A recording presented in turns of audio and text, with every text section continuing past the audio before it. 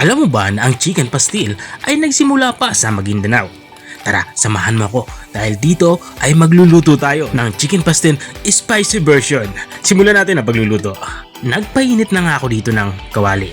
At nang uminit na yung kawali, naglagay na ako dito ng margarine. Hindi nga tayo gagamit dito ng mantika. Margarine yung ating gagamitin dito para mas masarap at malasa yung ating lulutuin chicken pastil. At nang matunaw na nga itong margarine, ay nilagay ko na itong ating bawang.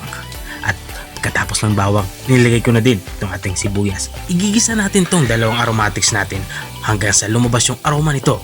At kapag malambot na ito at lumabas na nga yung aroma ng ating dalawang sangkap panggisa katulad ng nakikita nyo, ay ilagay na natin itong ating chicken. Bali itong chicken ay pinakuluan ko na at saka hinimay. Hinimay ko nga ito ng pahaba at maninipis. At kapag nailagay na itong ating chicken ay haluin lang natin to hanggang sa kumapit yung ating margarine dito sa karning manok. At kung nanonood ka pa rin hanggang dito sa kalagitnaan ng aking video, ibig sabihin ay nag-e-enjoy ka. Baka pwede mo naman i-comment kung taga saan ka para alam ko kung hanggang saan umabot ang aking video. At balikan tayo dito sa ating nilulutong ulam. Naglagay na nga ako dito ng mga sangkap pang palasa. Naglagay ako ng asukal, toyo, saka oyster sauce.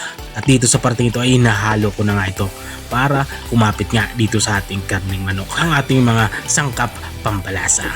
At matapos ko na ito mailagay ng mga pampalasa ay naglagay na din ako dito ng suka. Sa paglalagay ng suka ay tatakpan natin to. Huwag natin itong hahaluin para hindi maglasang hilaw yung ating inilagay na suka. At makalipas nga ng 3 minutong pagpapakulo sa suka ay binuksan ko na ito at dito sigurado akong luto na yung ating suka.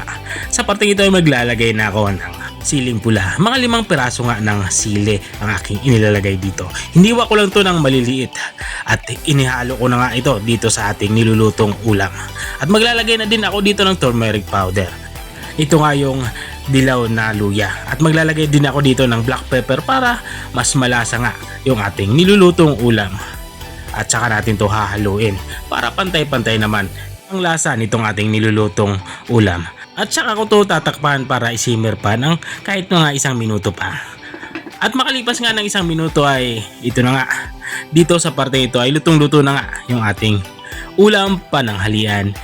Ito nga yung ating spicy chicken pastil. Kung nakarating ka hanggang dito sa dulo ng aking video, maraming salamat sa panonood.